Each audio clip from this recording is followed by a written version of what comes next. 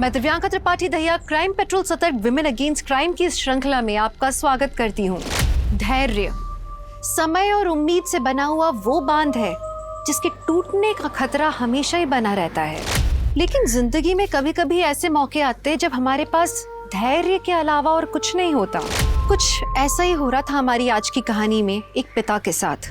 20 साल पहले हुए हादसे की सच्चाई जानने के लिए इस पिता ने 20 साल का लंबा इंतजार किया। 20 साल सुनने में ही कितने लंबे लगते हैं। सोचिए, इंसाफ के लिए ये 20 साल, धैर्य के लिए ये 20 साल एक पिता के लिए कितने ज्यादा लंबे रहे होंगे।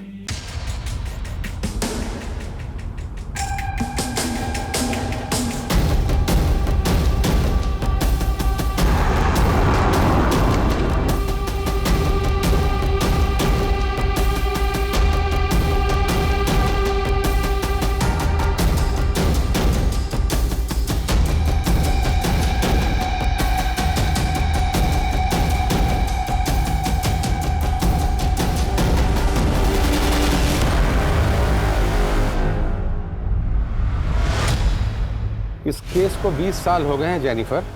इस बार कहां से शुरू करना है? योर ऑनर, फाइल नंबर 1 से। इस केस को उसके अंत तक पहुंचाने के लिए हमें शुरू से शुरू करना पड़ेगा। कौन थी निधि रस्तोगी? 21 साल उम्र की, lady college of art and commerce में पढ़ने वाली, फाइनल ईयर स्टूडेंट या कोई और? योर ऑनर, ये उसकी पर्सनल डायरी है। I would like to read. Sure. Entry date 26 नवंबर 1994। आज का मेरा टारगेट कंप्लीट हो गया। मुझे अपने फ्यूचर के लिए और ज़्यादा मेहनत करनी होगी। 27 नवंबर 1994। आज का दिन बड़ा अच्छा था। मेरे सेमेस्टर रिजल्ट से पापा बहुत खुश थे। वैसे मैं खुद को तो कॉन्ग्रेचुलेट करना भूल गई। मिसेस डायरी, अब मैं टीचर बन गई हूँ, मैथ्स टीचर। 600 रुपीज़ सैलरी है मेरी। सिर्फ 100 रुपये अपने लिए रखूँगी और 500 रुपये पापा को दिया करूँगी। I am very happy. Nidhi, ऐसी बहुत सारी पॉजिटिव एंट्रीज हैं, अच्छे थॉट्स। योर ऑनर, निधि की मौत के कुछ हफ्ते पहले से उसी के घर से इस केस की शुरुआत हुई। निधि, अभी ये सब करने की क्या जरूरत है? बाद में करो ना। अरे बस हो गया पापा। अभी जाना जरूरी है क्या? न्यू ईयर मना के जाओ ना। अरे पापा, बस एक बार ग्रेजुएशन कंप्लीट हो जाए और सीए का एग्जाम दे दूं, फिर न्यू ईयर क्या, होली दिवाली सब साथ में मनाएंगे। दीदी, निशी क्यों चिल्ला रही है? ये सब छोड़, फटाफट आओ ना। पहले बार चलो। अरे अरे आओ तो सही, तुम चलो तो सही। ये देखो दीदी, ये कितना प्यारा है। कौन है निशी? ये तुमने सजाया? हाँ दीदी, और ये देखो दीदी, सेंटा का बास्केट जिसके अंदर सेंटा हमारे गिफ्ट्स रखेगा। सुन लिया ना सेंटा? क्या नहीं समझी? मुझसे भी हाइट में लंबी हो गई है और तुझे अभी तक नहीं पता चला कि सेंटा कोई और नहीं, पापा है। याद कर, हम हर बार रात के 12 बजे बाहर जाते थे सेंटा को देखने, तो पापा कुछ ना कुछ भूल जाते थे। जैसे मेरा पर्स खो गया, मेरी वॉच रह गई। पापा, मैं क्या सोच रही हूँ, इस बार ना हम गिफ्ट वहां छुपाएंगे। कहाँ? आया। बच्चों, ये सेंटा जो है ना, ये असल में होता है। अदरवाइज तुम दोनों जैसा प्यारा सा गिफ्ट मुझे कैसे मिलता? Love you. Love you too पापा। Oh my god! क्या? अरे एक बात तो बोलना भूल ही गया मैं। Wish you very happy birthday. Thank you पापा। हैप्पी बर्थडे दीदी। Thank you. Happy birthday to you, happy birthday to you.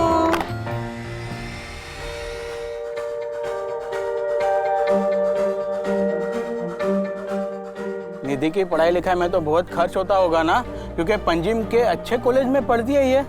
मेरा कोई खर्च नहीं होता, उल्टा 600 रुपए हर महीने निधि मुझे भेजती है। 600 रुपया हर महीने? किस बात के? वो क्या है, निधि जिस कॉलेज में पढ़ती है ना, उनका एक स्कूल भी है, तो वहाँ की मैथ्स की जो टीचर है वो 6 महीने के लिए छुट्टी पे गई हुई है। और निधि का मैथ्स तो तुमको पता है, 99 से नीचे कभी लाया नहीं उसने, तो उन स्कूल वालों ने इसे ऑफर दिया ट्यूशन के लिए। अब नेक्स्ट महीने से कराटे भी सिखाएगी, मतलब सैलरी होगी 1000 रुपया महीना। अरे वाह, क्या बात है, ये सुन के तो बहुत खुशी हुई निधि। हाँ, थैंक यू अंकल। वैसे आज अगर भाभी जी जिंदा होती ना तो वो तो मेरे मुंह में मिठाई ठूस ठूस के मेरा शुगर ही हाई कर देती थी। अरे तुम्हारे शुगर को लो करते। आओ वाइन पीते। आओ। हाँ चलो चलो।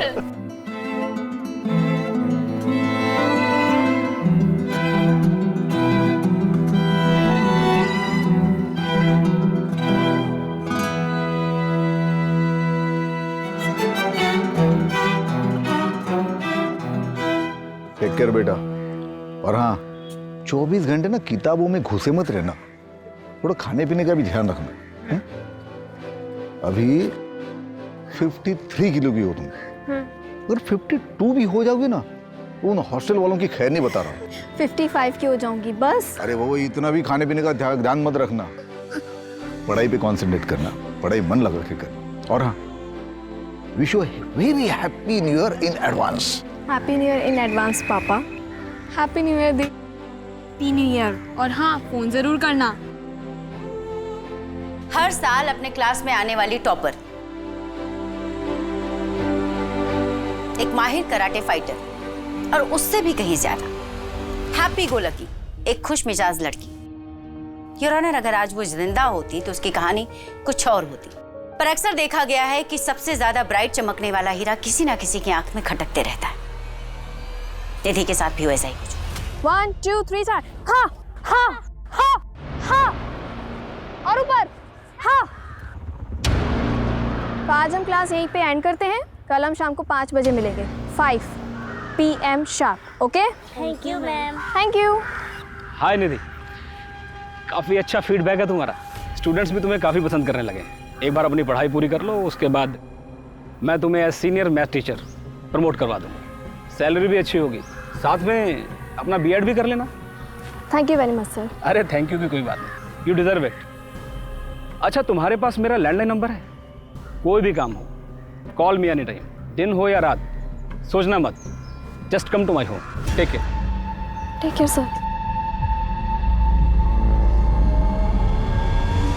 मेरा सामान किसने फेंका? मैंने। जानवी, तुम्हारा प्रॉब्लम क्या है? प्रॉब्लम है ना तू है। ये जो तेरा अटेंशन सीकर वाला एटीट्यूड है ना, ये जरा अपने पास रख। तुम और तुम्हारी प्रॉब्लम्स प्लीज मेरी जगह से निकल जाओ। वरना क्या कर लेगी?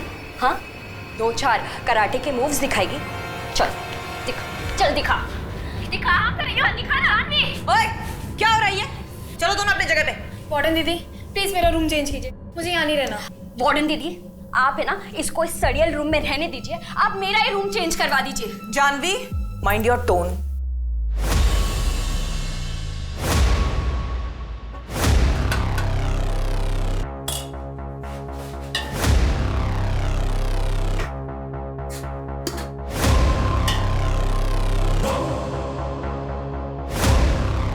जया, ये जानवी ना मुझे बहुत इरिटेट कर रही है। क्यों इसके मुंह लग रही है? इग्नोर कर, तू बस अपने एग्जाम्स पर ध्यान दे।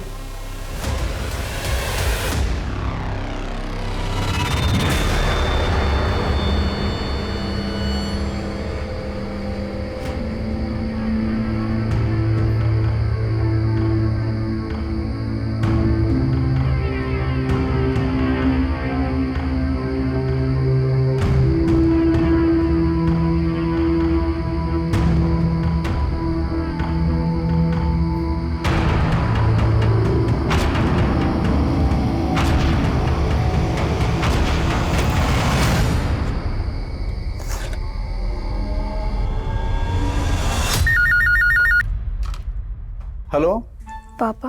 हाँ निधि बेटा, बोलो, कैसी हो? बस ठीक हूँ पापा। अरे तुझे पता है निशि ने आज क्या किया? अरे रास्ते पर से कुत्ते का बच्चा घर पे लेके आई, फिर उसको लाख समझाया, उसके बाद वापस छोड़ के आई। वो अभी रूठ के बैठी है, बोलती खाना नहीं खाएगी। निधि, तू पक्का ठीक तो है ना बेटा? हाँ पापा, मैं ठीक हूँ। मुझे आपसे कुछ बात करनी थी। क्या बात है? कोई प्रॉब्लम है? वो रितेश वहां आया क्या? नहीं पापा, रितेश की बात नहीं है। तो बेटा खुल के बोलना, क्या बात है? पापा मैं आपसे बाद में बात करती हूँ, मेरी वो दोस्त आ गई है। ठीक है, तुम मुझे जरूर फोन करना, मैं इंतजार करूंगा तुम्हारे फोन का।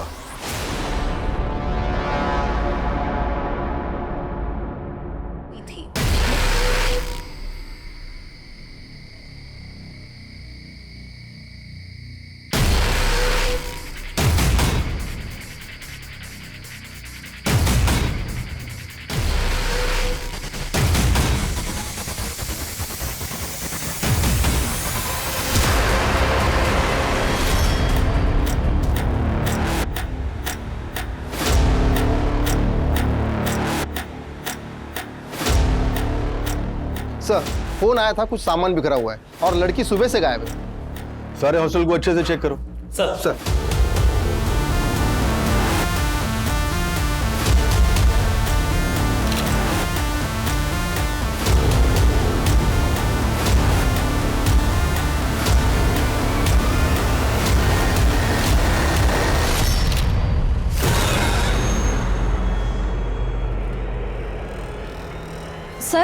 ये चप्पल तो निधि की है। उधर पूरा कमरा अच्छे से चेक करो।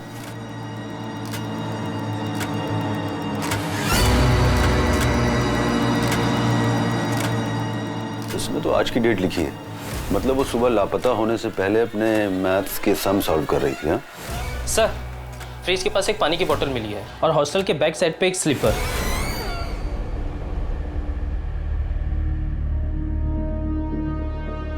सर यहाँ मिली है चप्पल।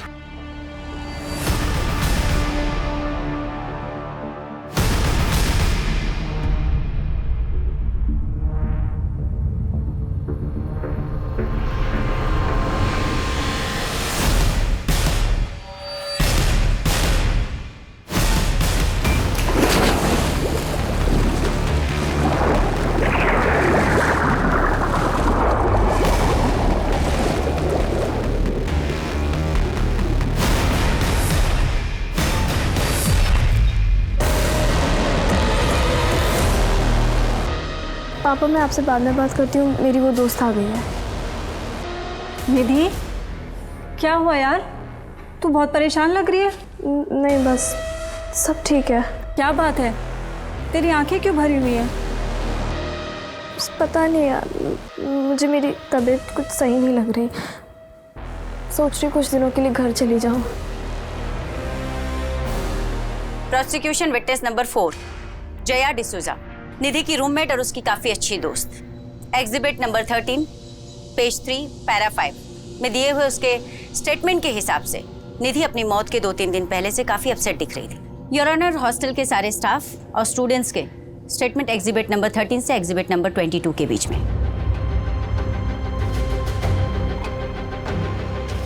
सर यकीन ही नहीं हो रहा कि निधि अब हमारे बीच नहीं रही।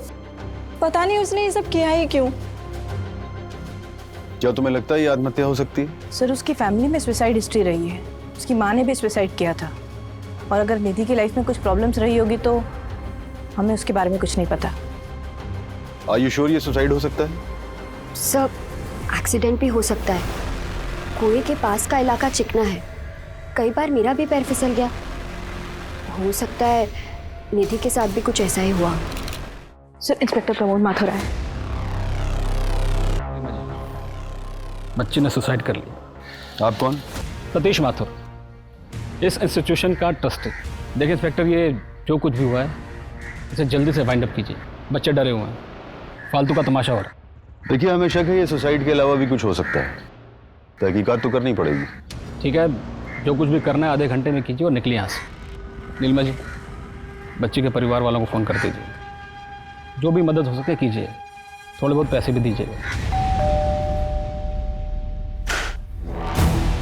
एसपी सर ने बुलाया है। हाँ प्रमोद। जैन सर। जी Jain sir. Yes sir, I'll do that right now sir. Right, thank you sir. हाँ प्रमोद, क्या रिपोर्ट है? सर आत्महत्या का मामला है। लड़की ने कुएं में कूदकर अपनी जान दी है। किसी बात को लेकर डिस्टर्ब थी, कोई personal issue, may be exam का प्रेशर या फिर किसी लड़के का चक्कर। पोस्टमार्टम रिपोर्ट क्या कहती है? Same sir, suicide, no foul play. लड़की की बॉडी उसके घर वालों को पहुंचा दी है। Good job. ये केस को जल्दी सॉल्व करना हमारे लिए बहुत जरूरी था, बहुत प्रेशर है सर। अब एक काम करो, केस को क्लोज करो और कोर्ट का डेट ले लो। सर लेकिन ये कैसे पॉसिबल है बताइए? It's not possible sir. ये लोग क्या बोल रहे हैं कि मेरी बेटी ने आत्महत्या की? ये पॉसिबल नहीं है। वो तो सीए बनना चाहती थी, उसके हाल ही में मैथ्स की टीचर की जॉब लगी थी, वो बहुत खुश थी सर। वो आत्महत्या क्यों करेगी? देखिए मैं समझ सकता हूं कि आपके लिए मानना काफी मुश्किल है कि अब आपकी बेटी इस दुनिया में नहीं है, लेकिन सच को तो एक्सेप्ट करना ही होगा। सच ये है कि उसने आत्महत्या नहीं की है। जरूर दूसरी कोई बात है जो आप छुपा रहे हैं मुझसे। आप एक काम करिए, उस रितेश को जाके उठाइए, वो मेरी बेटी को परेशान करता था। हाय निधि, कैसी चल रही तेरी सीए की तैयारियां? एकदम अच्छे से। तू कैसा है? अंकल कैसे? अरे एकदम बढ़िया। परसों आ रहे तेरे घर। क्यों? मेरे घर क्यों? अरे हमारी शादी की बात करने। रितेश, मुझे अभी किसी से शादी नहीं करनी। इतनी बड़ी हो गई है, अब कब तक सिंगल रहेगी? और ये शादी के बाद पढ़ाई लिखाई में क्या रखा है? मैं क्या बोल रहा हूँ, मेरे घर में कोई नहीं है, आज चलेगा। क्या बोला? क्या बोला? निधि छोड़, निधि छोड़, तू बहुत बड़ी मिस्टेक कर रही है। निधि छोड़, देख लूंगा तुझे। सर मेरी बेटी निधि मुझे हर बात बताती थी, उसने मुझे रितेश के बारे में भी बताया था। तो मैं रितेश के घर गया, उसके बाप के साथ बात की मैंने, तो उस बात के लिए तो रितेश चुप हो गया था, लेकिन शायद ये बात उसके मन में घर कर गई हो और उसने बदला ले लिया इस बात का। तो आपके कहने का मतलब यह है कि रितेश सुबह सुबह आपकी बेटी के हॉस्टल पहुंचा, जहां पहले से बहुत सारी लड़कियां थी, और उन सब के बीच वो उसको उठाकर नीचे लाया, उसको मारा और कुएं में फेंक दिया, और किसी ने एक आवाज तक नहीं सुनी। कैसी अजीब बातें कर रहे हैं आप। देखिए, अब आप हमें शांत रहने दीजिए और खुद भी थोड़ा शांति महसूस कीजिए। बेटी मरी है आपकी। महज एक हफ्ते में लोकल पुलिस टीम ने इस केस को आत्महत्या बताकर बंद कर देना चाहा, पर हिंदुस्तान की किसी भी अदालत में ये पहला ऐसा केस था जहां पर अदालत खुद ये मानने के लिए तैयार नहीं थी कि निधि ने आत्महत्या की। कोर्ट का सीधा सा सवाल था कि अगर निधि ने आत्महत्या की है तो हॉल में सामान बिखरा हुआ क्यों है? उसके बाद कुल मिलाकर पिछले 15 सालों में 6 टीमों ने इस केस की इन्वेस्टिगेशन की, पर उनमें से कोई भी टीम किसी भी नतीजे पर नहीं पहुंची। फिर स्पेशल यूनिट को यह केस 5 साल पहले यानी कि 2010 में सौंप दिया गया, जिसमें मैं और मेरी टीम अपॉइंट हुए।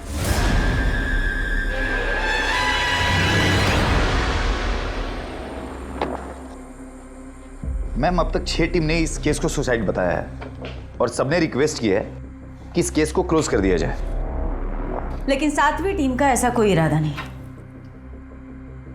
19 जन 1995 ये वही दिन है ना जिस दिन कुएं से निधि की डेड बॉडी मिली थी। अगर 1 मिनट के लिए मैं मान भी लेती हूँ कि उसने सुसाइड कमिट किया, तो सुसाइड कमिट करने से पहले वो ये मैथ्स के सम क्यों सॉल्व कर रही थी? मैम, ये रही उसकी डायरी। मैथ्यू, मैं डायरी पढ़ चुकी हूँ।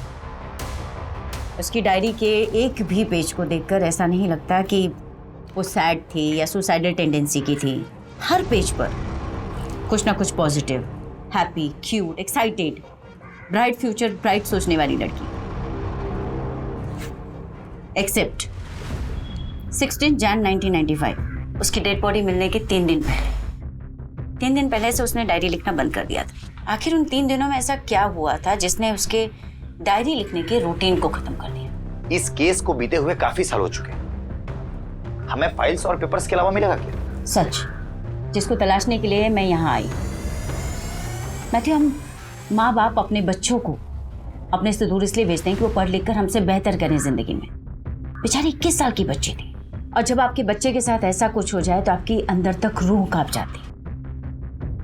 और उसके पापा को तो पता तक नहीं कि उनकी बेटी के साथ हुआ क्या। क्या ढूंढना चाहती है आप? और आपके बाकी साथियों ने क्या ढूंढा है? यही ना कि मेरी बेटी का किसी के साथ अफेयर था, वो फिजिकल रिलेशन में थी। हर 2-3 साल के बाद कोई ना कोई आता है और हमारे जख्म खुरेद कर चला जाता है। क्यों? हमने मान लिया ना कि हमारी बेटी ने आत्महत्या की है, हो गया ना, बस अब जाइए यहाँ से। आपने भले मान लिया कि आपकी बेटी निधि ने आत्महत्या की थी, लेकिन हम नहीं मानते। हमें पूरा शक है कि निधि की मौत के 3 दिन पहले उसके साथ जरूर कुछ हुआ था, जिसकी वजह से वो बहुत अपसेट थी, खुश नहीं थी। शायद ऐसा कुछ जो 3 दिन बाद उसकी मौत का कारण बना। देखिए रस्तोगी साहब, मैं आपका दर्द समझ सकती हूँ। हम केस सॉल्व करने के बहुत करीब हैं। अगर आप थोड़ी सी मदद करें, थोड़ी हिम्मत दिखाएं, तो आपकी बेटी को इंसाफ जरूर मिलेगा। रस्तो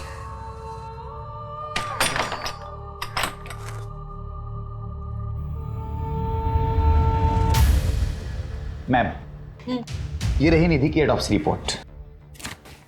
ये फर्स्ट रिपोर्ट और ये डिटेल रिपोर्ट। ऑटोप्सी रिपोर्ट के मुताबिक निधि के सर पर काफी गहरी चोटें थी, 4 चोटें। और इनिशियल इन्वेस्टिगेटिंग ऑफिसर्स की थ्योरी थी कि ये चोटें कुएं में गिरने की वजह से भी आ सकती हैं। तो इस थ्योरी का प्रैक्टिकल करके देख लेते हैं।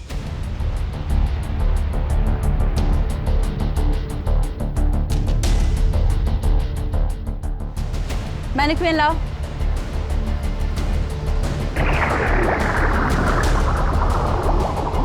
सर, एक तरफ अगर एक कॉन्शियस इंसान पानी में डूबने से मरे और दूसरी तरफ एक अनकॉन्शियस इंसान पानी में डूबकर मरे तो दोनों ही हालातों में काफ़ी फर्क होता है। मैं एक्सप्लेन करती हूँ। सर, जब पानी में डूबने की वजह से लंग्स के अंदर पानी भरता है तो कॉन्शियस इंसान और अनकॉन्शियस इंसान दोनों के सिनेरियो में लंग्स के अंदर अलग अलग टाइप का झाग बनता है। क्योंकि जो कॉन्शियस इंसान होगा उसकी सांसें तेज होंगी, वो छटपटाएगा, बाहर निकलने की कोशिश करेगा, भले ही वो आत्महत्या के इरादे से ही पानी में क्यों ना कूदा। और जो अनकॉन्शियस है वो सीधे डूबकर मर जाए।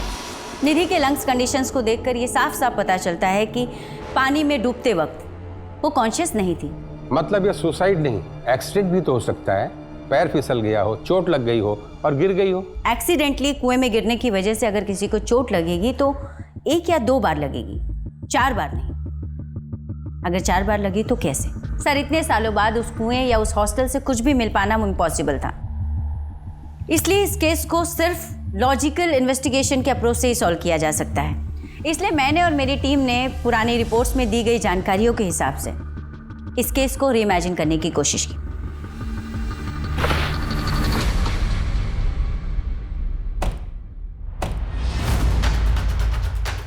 रिपोर्ट्स के मुताबिक निधि का बेड ये था और सुबह के करीब 4 बजे जब सब लोग सो रहे थे निधि यहाँ बैठकर सम सॉल्व कर रही थी।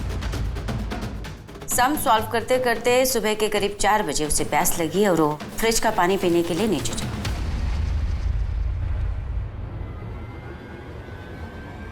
जया के दिए हुए स्टेटमेंट के हिसाब से जया सो रही थी पर उसने निधि को कमरे से बाहर निकलते हुए देखा। इसका मतलब निधि कमरे से निकलकर पानी पीने के लिए मेस की तरफ गई होगी।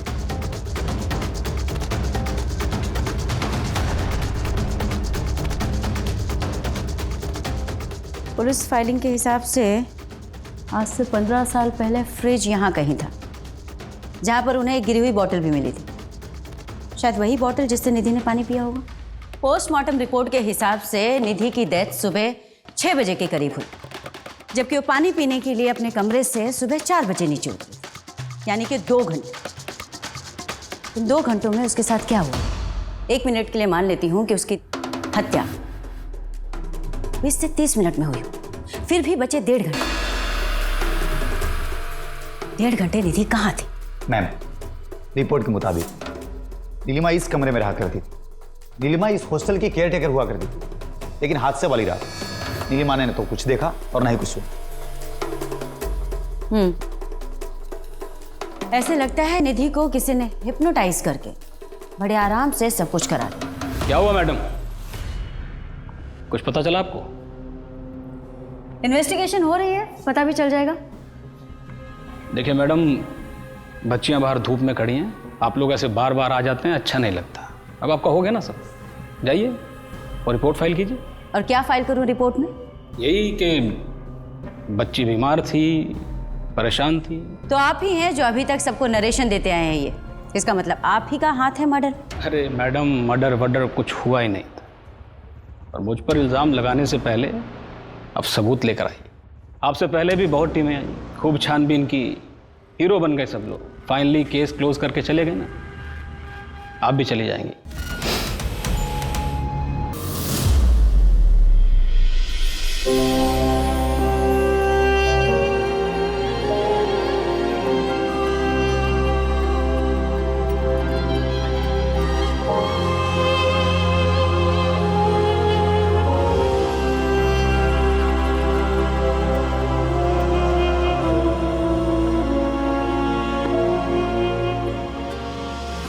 क्राइम सीन की फोटोज तुमने ही खींची थी ना?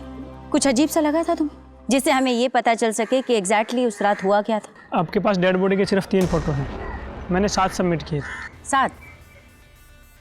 पर पुलिस फाइल में तो इसका कहीं कोई जिक्र नहीं। लड़के के गले पे नाखून के निशान थे, उसके सिर के पीछे जो चोट लगी थी वो लंबाई में कट था, शायद किसी लकड़ी या ऐसी ही किसी चीज़ से मारा गया हो।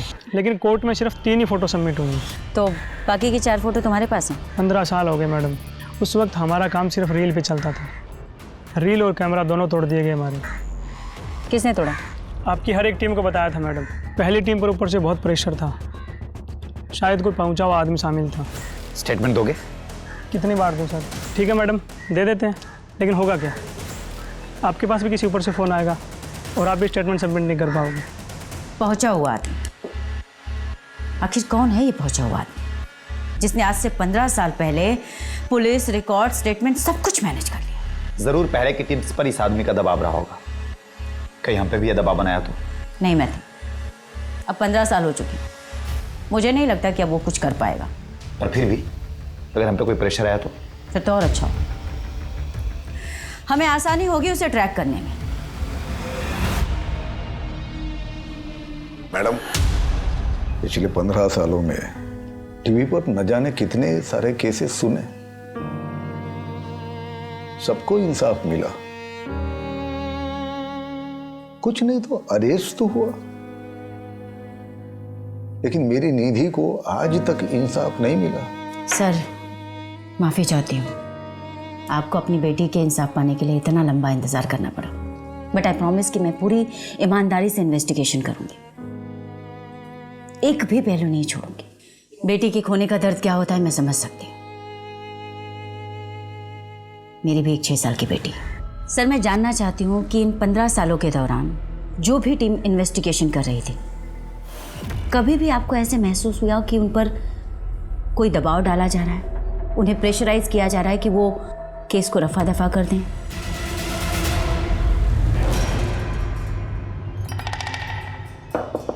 सर, अरे आप मेरे घर पे आ गए, आप पुलिस स्टेशन में आइए। सर प्लीज आप फिर से तहकीकात कीजिए ना। देखिए, मेरी बेटी ने आत्महत्या नहीं की है, वो ऐसे कैसे कर सकती है सर? तो आप ही बताइए उसने ऐसा क्यों किया? आपकी लड़की जवान थी, घर से दूर रहती थी हॉस्टल में, आपकी निगरानी तो थी नहीं उस पर। मतलब क्या आपका?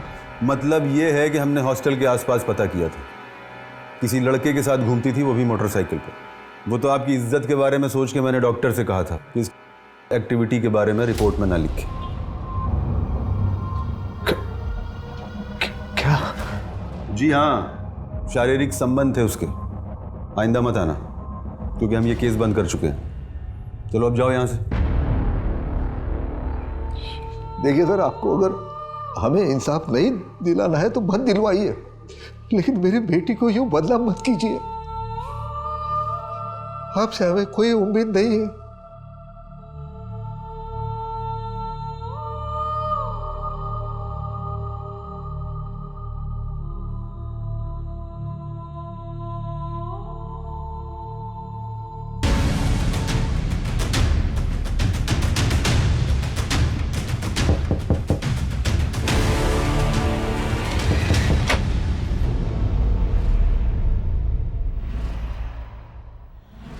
फिर नई टीम, आप भी तहकीकात कर लीजिए, लेकिन होने वाला कुछ नहीं है। हमने जो चार्जशीट फाइल की थी वही एक्यूरेट थी मैडम। निधि रस्तोगी केस में काफ़ी मेहनत की है तुमने। Thank you. थैंक यू किस लिए? मैं यही पूछने आई हूँ कि इतनी मेहनत किस लिए की? डेफिनेटली केस सॉल्व करने के लिए तो नहीं की। मैं कुछ समझा नहीं मैडम। प्रमोद, लगता है तुम्हें तुम्हारी भाषा में समझाना पड़ेगा। प्रमोद, ये बात तुम भी जानते हो और मैं भी कि निधि ने आत्महत्या नहीं की थी, बल्कि उसका खून हुआ था, और इस हत्या को आत्महत्या की शक्ल देने के लिए पहले उसके सर पर 4 बार वार किया गया, उसके बाद में उसे कुएं में फेंक दिया गया। तुमने तो उसकी रिपोर्ट तक को मैनिपुलेट किया। अब सच सच बताओ कि ये सब तुमने किसके इशारे पे किया? आज से 15 साल पहले सिस्टम की वीकनेस का फायदा उठाकर तुमने एक बहुत बड़े अपराध पर पर्दा डाला था। मैं उन सबके नाम जानना चाहती हूँ। ये आप क्या कह रही हैं? मैंने ऐसा कुछ नहीं किया, और फिर उस समय तो ये केस सुसाइड लगा था। प्रमोद, निधि का अपने कमरे से निकलकर नीचे मेस रूम तक जाने और उसकी डेथ के टाइमिंग के बीच में 1.5 से 2 घंटे का गैप है। मैं जानना चाहती हूँ कि इस 1.5-2 घंटे के बीच में क्या हुआ था? आत्महत्या करने से पहले लड़की सोच रही होगी कि उसे क्या करना है, कैसे करना है। और वहाँ हॉल में जो सामान बिखरा था वो? उसने कुछ किया होगा, कुछ सोचा होगा। भाई उस समय तो CCTV कैमरे भी नहीं होते थे। अच्छा, तो तुम सिर्फ CCTV के बिहाफ में इन्वेस्टिगेशन कर। गुड, जल्दी ही मुलाकात हो अरेस्ट वारंट के साथ। और तुम अच्छी तरीके से जानते हो तुम्हारे डिपार्टमेंट से कहीं ज्यादा मशहूर है हमारे डिपार्टमेंट की खातिरदारी।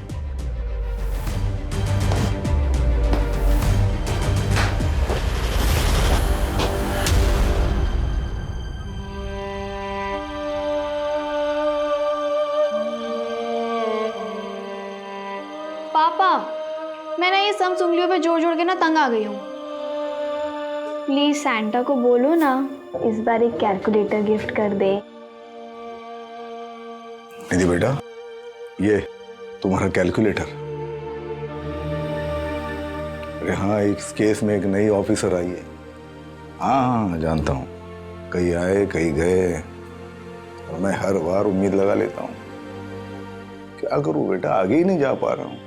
बस इतना जानना चाहता हूँ कि उस रात को क्या हुआ था, तो मुझे फोन पर क्या बताने वाली थी। पापा,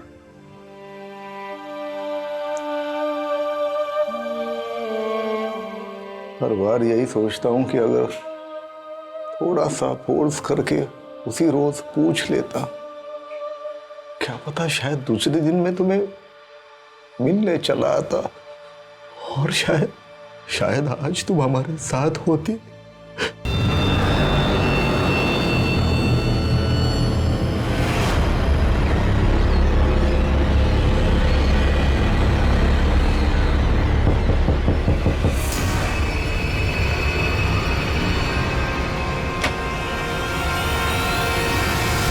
आप यहाँ?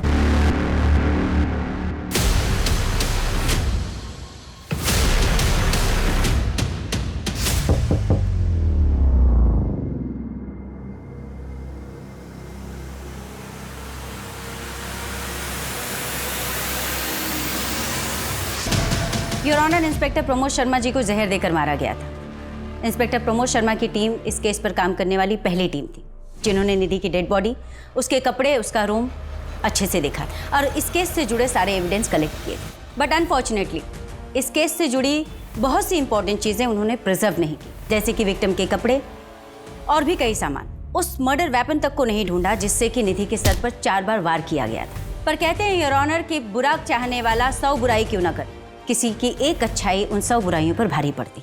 योर ऑनर, ये रहा पीयूष नायक का स्टेटमेंट और उसके खींचे हुए फोटोग्राफ्स।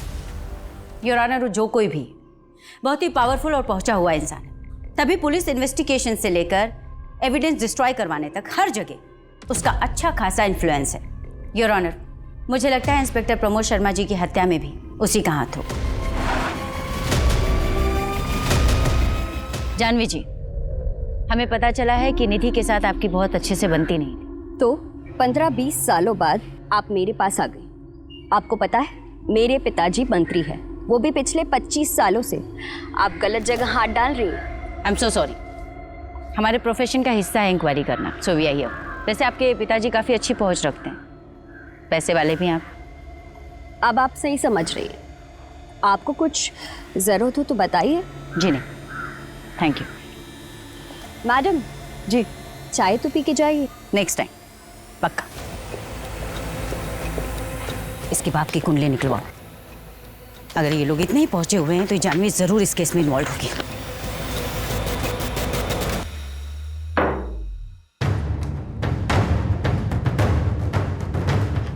जानवी की बाप के बारे में कुछ पता चला? खबरी नेटवर्क एक्टिव है, बहुत जल्द पता चल जाएगा। कहाँ पता चलेगा मैथ्यू?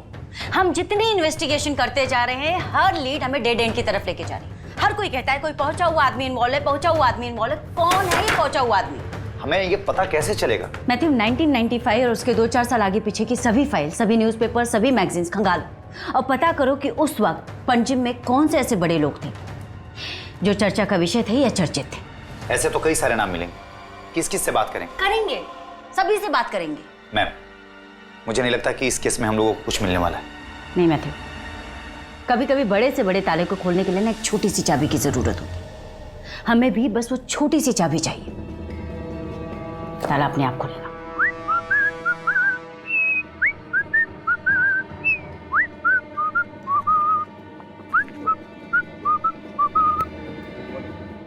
एक्सक्यूज मी दोस्त, पैराग्लाइडिंग करेंगे? पैराग्लाइडिंग ये भाई मैम, अपना जेस्की है, स्कूबा डाइव है, सब एकदम पैकेज में करा दूंगा, डिस्काउंटेड। ये बता लूँ ना? कोई बात नहीं ब्रदर, कोई बात नहीं, एंजॉय एंजॉय।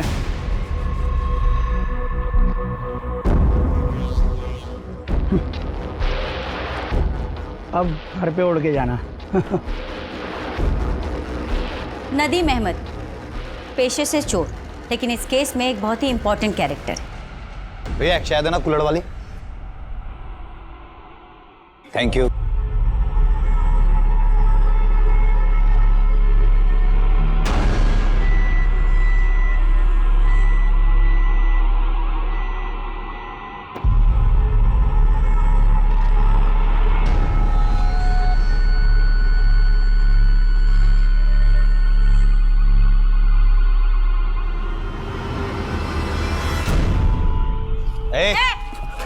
भागता कहाँ है? मैंने कहा था ना ये चोर नहीं जादूगर है। पर आप लोग हो कौन? Special unit. वो जो टीवी पे बताते हैं वो? गोवा सुर्खियां। आज से करीब 18 साल पहले तूने स्टेटमेंट दिया था कि तू चोरी करने के इरादे से एक गर्ल्स हॉस्टल में गया था और वहां तूने कुछ और देखा। क्या देखा? नदीम अहमद एक चोर का कैरेक्टर क्वेश्चनेबल है। योर ऑनर, पिछले 20 सालों से जिस केस में कोई जवाब नहीं मिला वहां पर चीजें क्वेश्चनेबल तो दिख रही हैं। वैसे हमने इस चोर पर आंख बंद करके भरोसा नहीं किया है। नदीम, कहाँ है तुम्हारा बंदा? वो देखो मैडम, आ गया। मैडम ये असलम है, न्यूज़पेपर और दूध बेचने का काम करता था। असलम जरा बता मैडम को उस सुबह तूने क्या क्या देखा था? गर्ल्स हॉस्टल के अंदर मैम मर्दों का जाना एकदम से मना था। यहाँ तक कि मुझे पैसे देने भी गेट पर ही आते थे। उस रात मैंने देखा कि एक आदमी हॉस्टल के पीछे की तरफ जा रहा था। बहुत अंधेरा था तो ठीक से देख नहीं पाया। मुझे लगा किसी लड़की का किसी लड़के के साथ चक्कर होगा। बाद में मैम मुझे पता चला कि वहाँ कुएं से किसी की लाश मिली थी। मैम ये केस तो कहीं और मुड़ गया है। जानवी के पिता की कुंडली भी हाथ लग गई है और जानवी की माँ की ये दूसरी शादी है। शादी 15 साल पहले हुई थी और ये आदमी जानवी को गोद लिया हुआ था। असलम और नदीम के दिए हुए स्टेटमेंट के बेस पर हम निधि को इंसाफ नहीं दिला पाएंगे। It will be very difficult. इस मर्डर के पीछे इन दोनों का भी तो हाथ हो सकता है ना? I don't think. इससे लोगों के बीच ये बड़े नाम इन्वॉल्व क्यों होंगे? इनके साथ तो बहुत आसान होता है ना, इन्हें लॉकअप में डालो, केस बंद। इस केस को सिर्फ इसलिए बंद किया गया है ताकि कॉलेज का नाम ना खराब हो और सिक्योरिटी वाले पे सवाल ना उठे। निधि जिस कॉलेज में पढ़ती थी और जहाँ पर पढ़ाती थी वो पणजी के बड़े इंस्टीट्यूट्स में आते हैं और ऐसे इंस्टीट्यूट अक्सर अपने एनुअल डे फंक्शन पर बड़ी हस्तियों को एज ए चीफ गेस्ट बुलाते हैं। पता करते कि पिछले 4-5 सालों में कौन कौन से लोग एज अ चीफ गेस्ट यहाँ पर आए हैं। 4 साल यानी कि निधि की हत्या के पहले से। 1990 से शुरू करते हैं।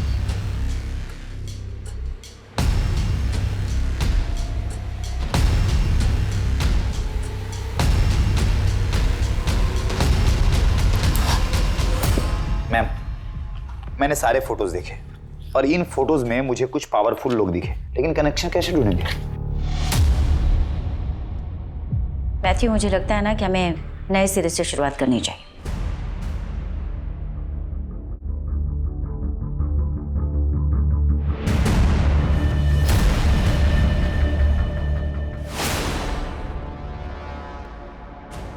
मैथ्यू, ये फर्स्ट ऑटोप्सी रिपोर्ट का सिग्नेचर और ये डिटेल ऑटोप्सी रिपोर्ट की signature, there is a little difference. थोड़ा माइन्यूट सा फर्क है।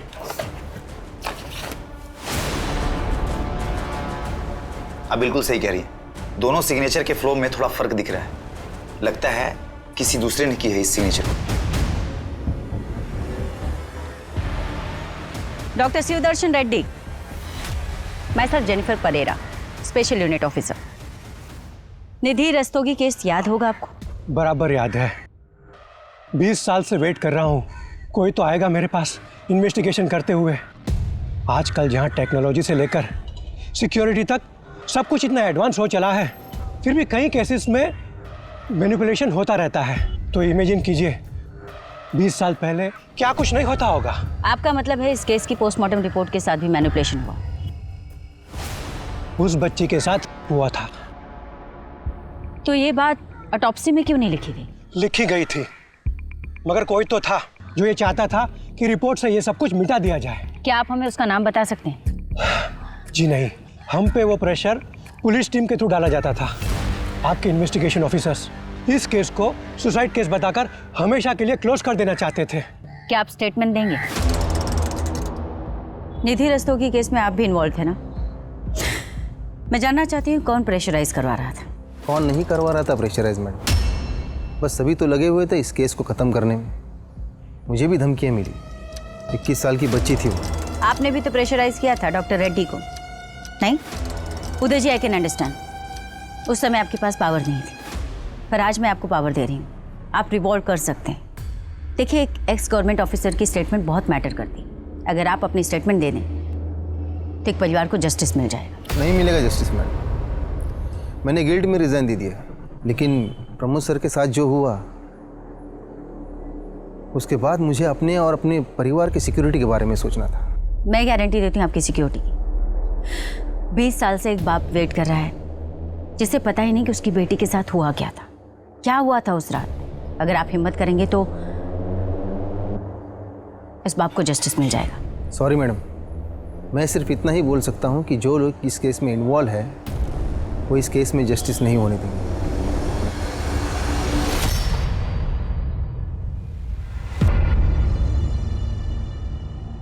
लगता है हमें भी इस केस को सॉल्व करने में 20 साल लग जाएंगे।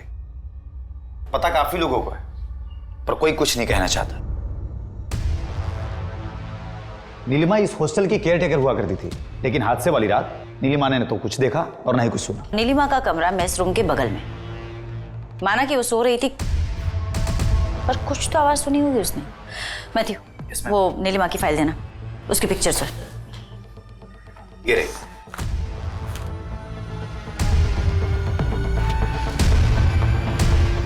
कुछ तो कनेक्शन है। मैम, अगर मैंने स्टेटमेंट दे दिया तो क्या आप मुझे गारंटी देती है कि आप निधि को जस्टिस दिलाएंगे और बैकआउट नहीं करेंगे? एसपी साहब, बेहतर होगा आप इज्जत से खुद ही सब बता दें। वैसे हमने होम मिनिस्ट्री में सारी डिटेल्स भिजवा दी है। हमें पता है कि आप वही ऑफिसर हैं जिन्होंने इन्वेस्टिगेशन टीम पर प्रेशर डाला था। केस को क्लोज करो और कोर्ट का डेट ले लो। सर, नदीम हमें सब कुछ बता चुका है, पूरी थ्योरी रेडी है हमारे पास। और वो पीएसआई ऑफिसर जिन्होंने अर्ली रिटायरमेंट ले ली थी आपके प्रेशर की वजह से। अब आप बताएंगे कि आपने ये सब किसके लिए किया या किसके कहने पर किया? मैं उन्हें मना नहीं कर पाया, गुरु माना है मैंने उन्हें। हर इंसान में गलत भावना होती है, लेकिन हमें उसे काबू में रखना है। जब हमारा ध्यान अच्छी बातों में लगाएंगे तब सब कुछ अच्छा होगा। We have to move forward in our life. पीछे मत देखो, जो हुआ अच्छे के लिए होता है। हर इंसान में अच्छा करने की ताकत होती है। पॉजिटिव एनर्जी में जो ताकत है ना, वो किसी और चीज में नहीं। जब आप सोचते हो आई एम द बेस्ट, आप बेस्ट हो जाते हो। तो से with me, I am the best, I am the best, I am the best, I am the best. Donation पहुंच गई?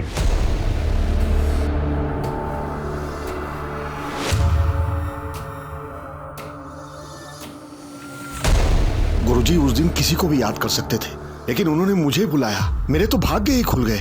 मैं उन्हें मना कैसे कर सकता था? 19 जनवरी 1995 निधि ने सुसाइड नहीं किया था, उसका मर्डर हुआ था। और तुम्हें तो पता ही होगा क्योंकि तुम वहां थी। अगर तूने अपना मुंह किसी के सामने खोला ना, तो तेरी बदन की सारी हड्डियां इतनी बार तोड़ूंगी कि डॉक्टर भी गिनते रह जाएगा। जिंदगी में बहुत कुछ पाना चाहती हो तुम। लक्ष्य होना जरूरी है और तुम वहां तक पहुंचोगी भी, लेकिन तुम्हें वहां तक पहुंचने के लिए मेरी जरूरत पड़ेगी। और जब भी तुम्हें मेरी मदद लगे, मेरे घर चले आना, मैं तुम्हारी मदद करूंगा।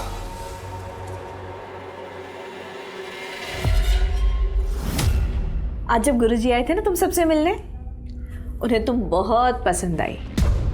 पता है इतनी छोटी सी उम्र में तुझे प्रिंसिपल बनाने का सोच रहे हैं। 6,000 रुपए महीने कमाएगी तू, लाइफ तो सेट है तेरी। फिर अपनी छोटी बहन को भी ले आना। गुरुजी का दिल बहुत बड़ा है, उसे भी आशीर्वाद दे देंगे। दिमाग खराब है तेरा। मैं ना तुम सबकी पोल खोल दूंगी। सबको पता चलना चाहिए कि यहाँ पे क्या चालू है, ताकि कोई अपनी बेटी बहन यहाँ ना भेजे। तो उसने मना किया इसलिए मार दिया उसे? नहीं, इसलिए नहीं। तो किस लिए मारा था? क्या हुआ था उस रात? सर, निधि एक कराटे चैंपियन थी। इन्हें पता था कि उसके होश में रहते ये उसका कुछ नहीं बिगाड़ सकते, इसलिए इन्होंने धोखे से उस पर वार किया। सर, संजय और कमल ने मिलकर बड़ी ही बेरहमी से निधि का कार किया और केस को गुमराह करने की कोशिश की। इतना ही नहीं, इस केस से जुड़े सारे एविडेंस डिस्ट्रॉय किए, जिसकी वजह से इस केस को सॉल्व होने में 2 दशक यानी कि पूरे 20 साल लग गए। और इन्हीं लोगों ने इंस्पेक्टर प्रमोद शर्मा को भी जहर देकर मार डाला। और ये सब सिर्फ इसलिए क्योंकि 16 जनवरी 1995 को यानी अपनी मौत से ठीक 3 दिन पहले निधि गलत समय पर गलत जगह जा पहुंची, जहां पर उसने कुछ गलत होते देखा। स्पेशल यूनिट के इन्वेस्टिगेशन को सुनने के बाद अदालत इस नतीजे पर पहुंची है कि निधि रस्तोगी ने आत्महत्या नहीं की थी, बल्कि उसकी हत्या हुई थी। 21 साल की निधि रस्तोगी, जिसके आगे पूरी जिंदगी थी, जो अपने सपनों को पूरा करने के लिए पूरी मेहनत कर रही थी, उस बच्चे की हत्या के इल्जाम में ये कोर्ट नीलिमा पेंडेकर, संजय शर्मा और कमल जैन को उम्र कैद की सजा सुनाती है।